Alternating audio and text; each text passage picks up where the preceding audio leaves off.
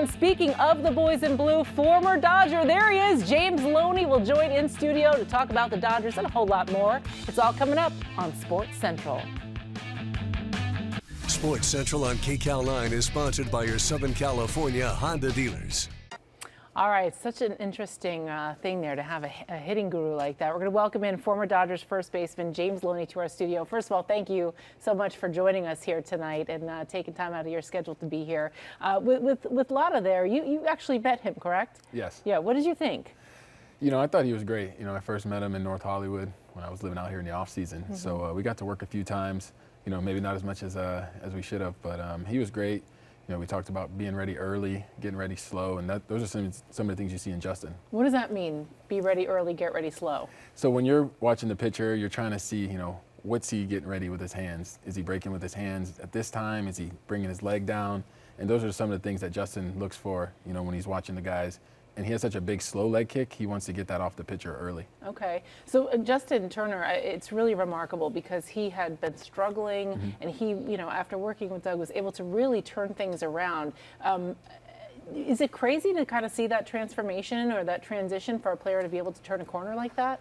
Not necessarily, especially not in baseball. You know, you see a lot of older guys kind of in their low 30s, mid 30s sometimes figure it out. And you saw it with J.D. Martinez with the Red Sox. And I think Justin, you watch him up there, you can see how calm he is. He has such a great mental approach, too.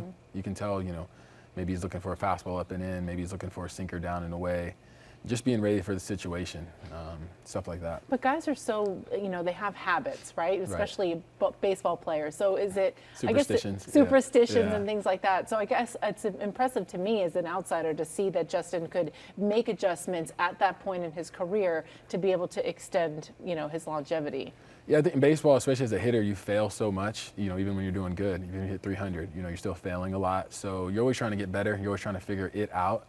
And that's what the pitchers are always trying to do to you too. So it's this cat and mouse game, this chess game of trying to figure out, you know, what's he going to throw me in this situation, and being ready for him. And that's where he's at now. Well, one guy who seems to have figured it out this year is Cody Bellinger. Young player who's just been so consistent this year. What have you seen from him?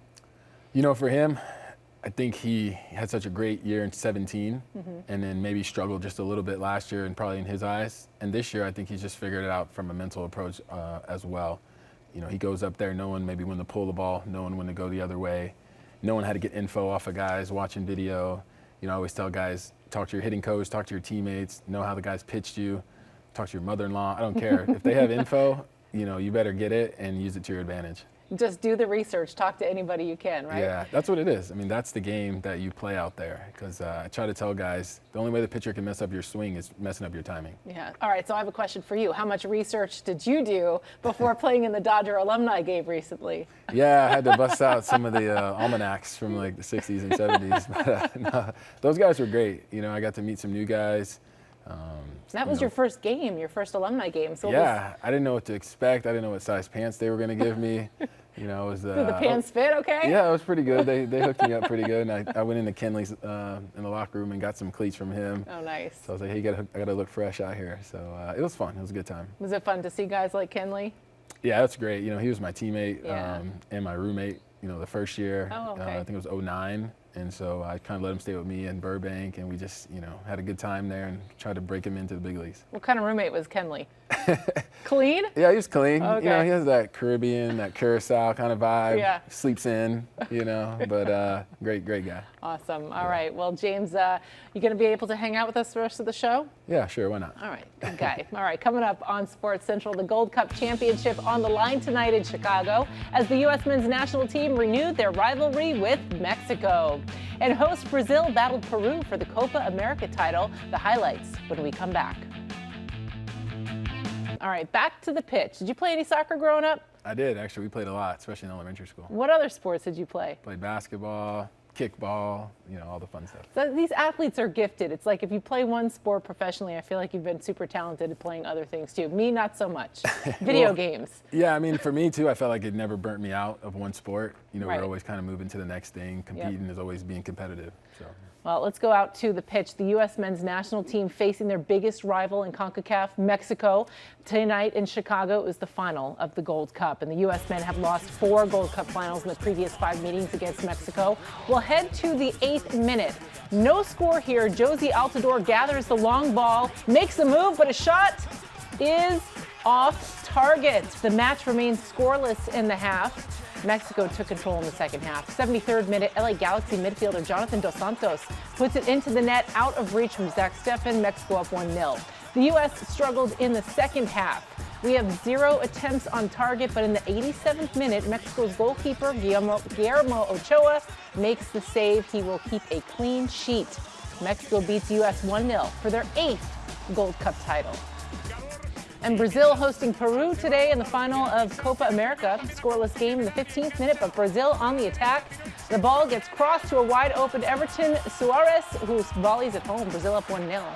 Peru knotted the game up in the 44th minute after a penalty kick, but Brazil responded. Stoppage time here. Gabriel Jesus slides one past the keeper. That made it 2-1 at half. Now playing with 10 men after Jesus got a red card in the 70th minute. Everton draws a foul in the box that would be confirmed by VAR, setting up a penalty kick.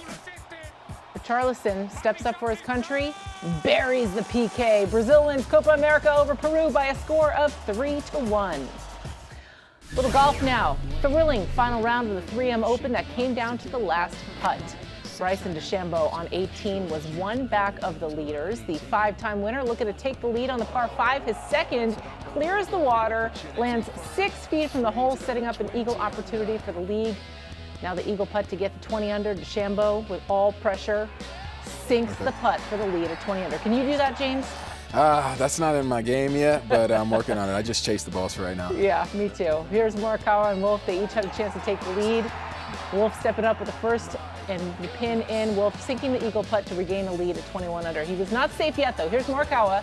His eagle putt to force a playoff with Wolf. Looks good going down, but just misses on the low side. Morikawa finishes 20 under. Matthew Wolf survives to win his first time at the age of 20 at 21 under. 20 years old. What were you doing at 20? When did you break into the bigs? 21. 21. Yeah, so I was, we had just gotten to Vegas for AAA, Yeah. because that's where we used to play. Yep. And I got called up right before the season started. So, but yeah, I can see where he's at, it's being that young in that position. There's a lot of things going on, a lot of people texting and calling you. It's sure, and just being that young, you really have to be poised and mature to kind of handle that moment. Yeah, for sure. I mean, I'm sure he's been dreaming that, his yeah. whole life. When you're 20 years old, I mean, he can't have a celebratory drink yet, but, I'm sure he'll have a good time tonight. Yeah, he said he's having a virgin pina colada, so enjoy that. It actually sounds pretty good. Final time out here on Sports Central. We still have to get to our final ticks. It was quite the celebration in the U.S. women's locker room. I think they had a couple alcoholic beverages after that win over the Netherlands. We'll have that for you next on Sports Central. Led by Alex Morgan, the U.S. women's team celebrated their World Cup title with a celebration in the locker room. Look at her dance moves. Her teammate Megan Rapinoe equally excited. They were showered with confetti and champagne. Oh, James, that's a good time. You've been a part of those locker room celebrations, huh? Yeah, it's been great. You battle all season with your teammates to be able to do that, and you get to find out who the worst dancer is, too. So, all right. That's going to do it for us here this evening. James Loney, everybody. Thank you for being with us.